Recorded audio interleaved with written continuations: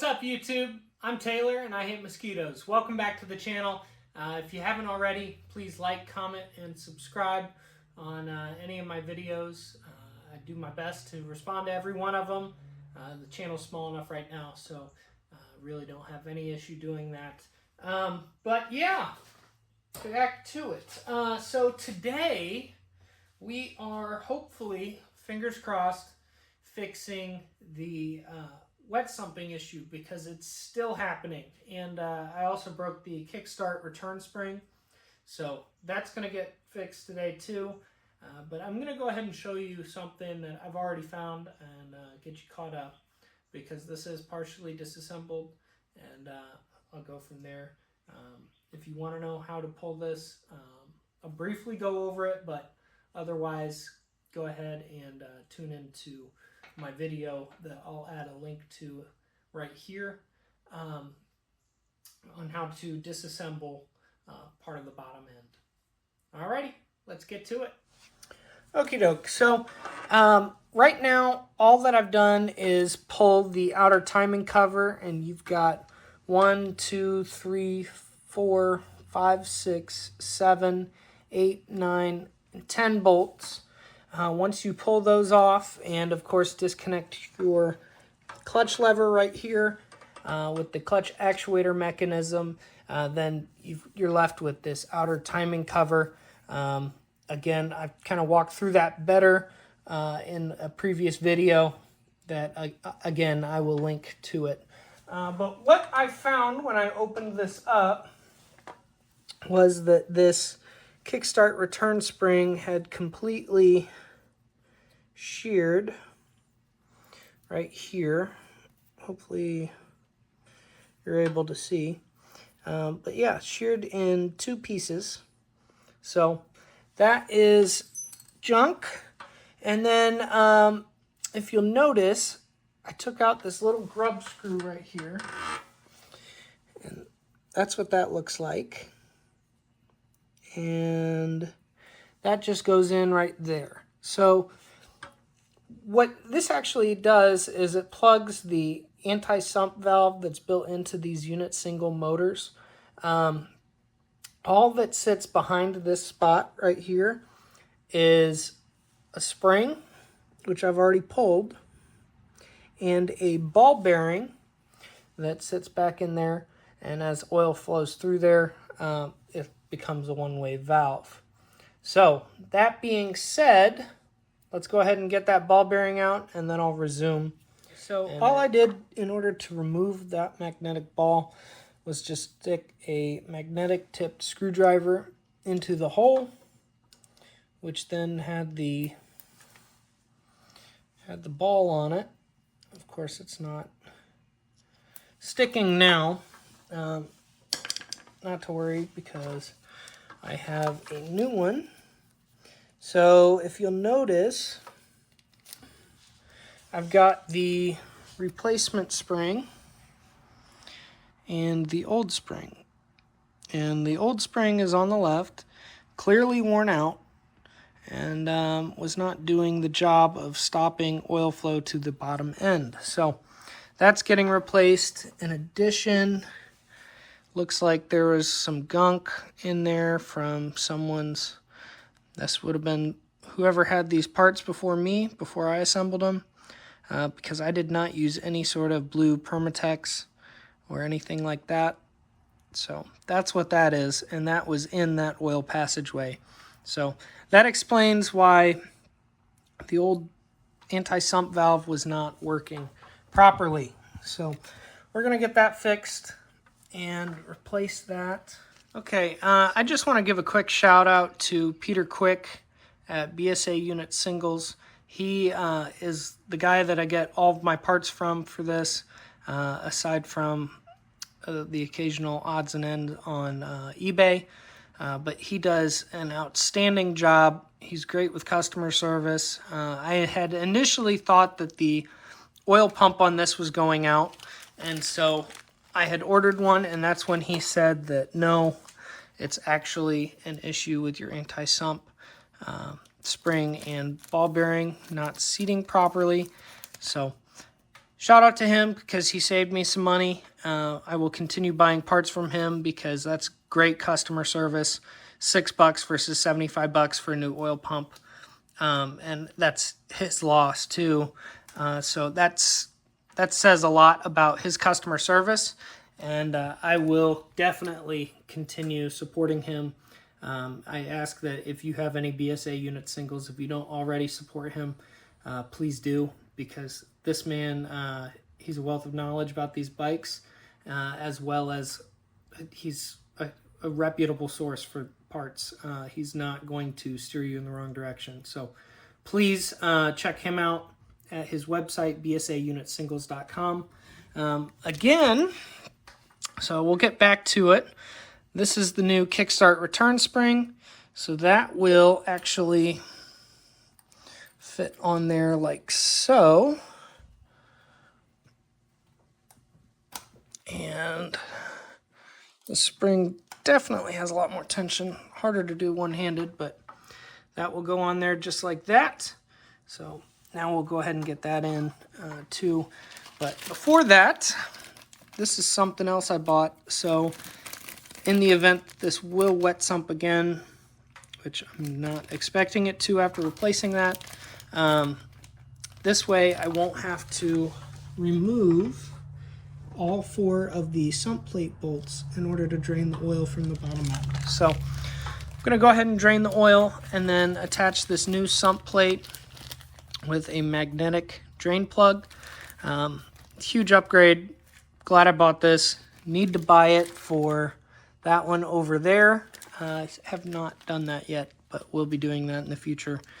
So in order to seat that, you need to hit it with a brass drift and put it right in here. So unfortunately, I did not make it in to any of the automotive shops.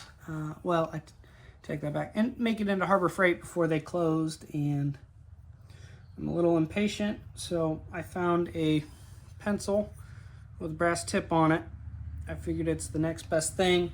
So what I'm gonna do is I'm gonna pop that ball bearing in there, put this pencil in, and just tap that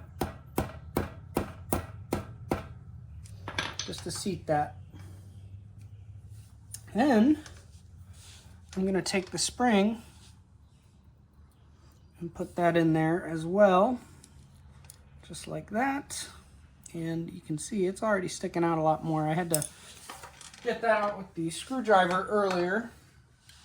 Then you take your grub screw and you get that started.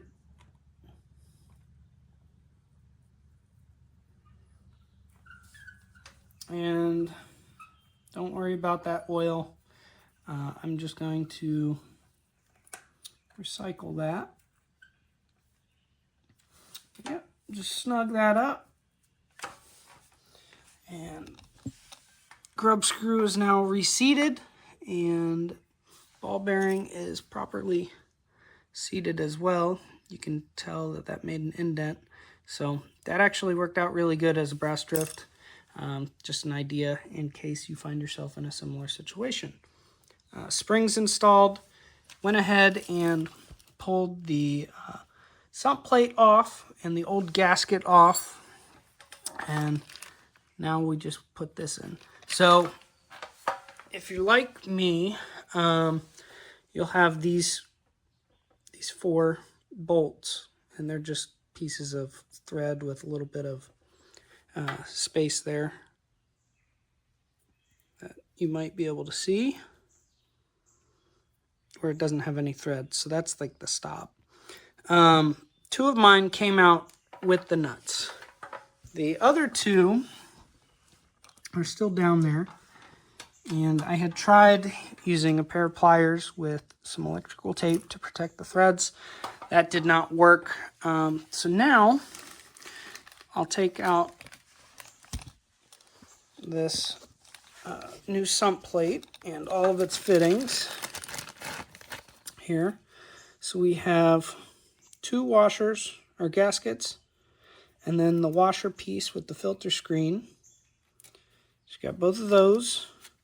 And then you've got your 4 Allen bolts.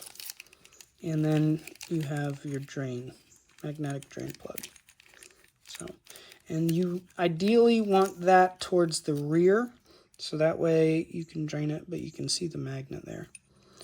But that would be that, or you can, I believe, put it like that. However, with my skid plate that I made out of an old shovel, I'm going to have it tilting towards the back. So that is the plan. So we'll go ahead and pull those 2 bolts with a pair of vice grips. And then once you get your plate here, or your sump plate here, you want 1 gasket. Then you want your sump plate filter. You want that to go on. And then you want your other gasket. And how I'm going to do this, I am going to take one of the bolts. Also, you want that hole on the sump plate to line up with that sump pickup tube. So that's what you're doing. All you're doing is lining that up with your bolts. But the important thing is to keep it all lined up, which is proving very difficult. And I will say that one of those studs gave me a fit when pulling it, and all it took was using a torch to warm it up, and it came right out. So that's all you need to do.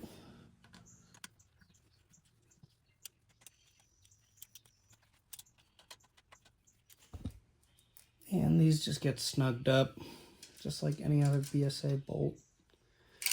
Don't want to over tighten anything, especially if it's an Allen key, just because that causes problems later on.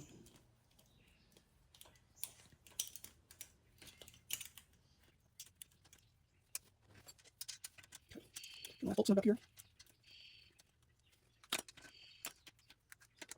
Hopefully this press probably. So we shall see. And I just figured something else out. So I'll show you what I'm talking about. So as you're looking at the bottom of this, go to put your drain plug in. Your drain plug is blocked by the actual case itself.